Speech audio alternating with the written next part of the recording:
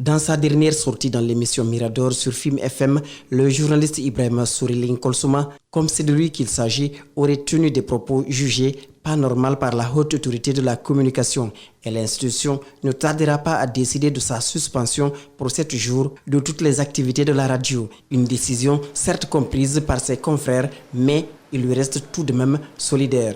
Les mêmes principes qui nous disent qu'il faut respecter l'autorité de la HAC, et ce sont les mêmes principes qui font pour nous obligation de faire dans la confraternité quand un de nous est concerné par une situation donnée.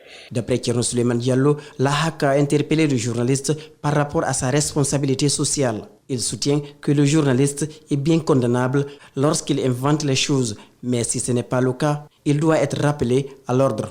On a beau interpeller le journaliste par rapport à sa responsabilité sociale en tant que journaliste, mais il ne faut jamais perdre de vue que ce dont Lincoln a parlé, c'est un fait.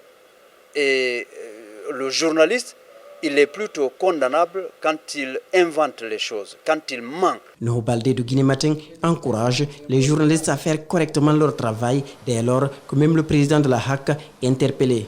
Je n'appelle pas les journalistes à ne pas respecter la déontologie de leur métier, l'éthique, puisque moi-même je le fais, j'encourage les gens à le faire, mais je dis que c'est préoccupant, c'est inquiétant, et je pense que l'accusation portée contre Yacine peut ne pas être étrangère à tout ce qui nous guette aujourd'hui en matière de risque de se faire sanctionner. Même les médecins font des erreurs, mais il faut toujours faire attention pour ne pas que les fautes soient récurrentes. Pour ce faire, les journalistes doivent utiliser les lois qui encadrent le métier en Guinée.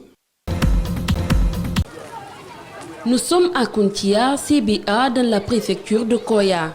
Localité difficile d'accès en raison d'une route complètement défoncée. Les problèmes ici sont énormes. Les habitants se plaignent surtout du manque de cimetières et d'espaces de loisirs pour la jeunesse.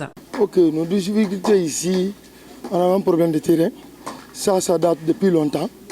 Actuellement, moi, président de la jeunesse, je suis dans ce quartier, ça fait plus de 15 ans. Je suis là, mais on se bat pour un terrain de football.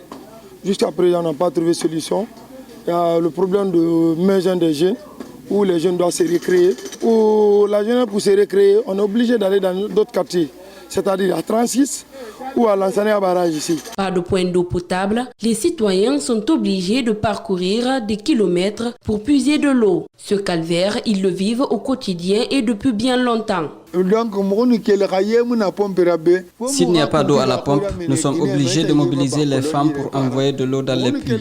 Quand on veut enterrer un corps, on trouve tous les outils nécessaires qui vont permettre de creuser les trous.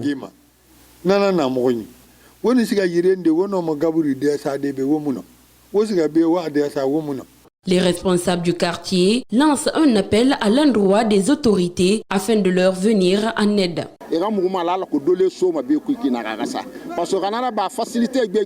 Si la route est bien bitumée, ce serait une bonne chose pour l'État et aussi pour les habitants de la localité.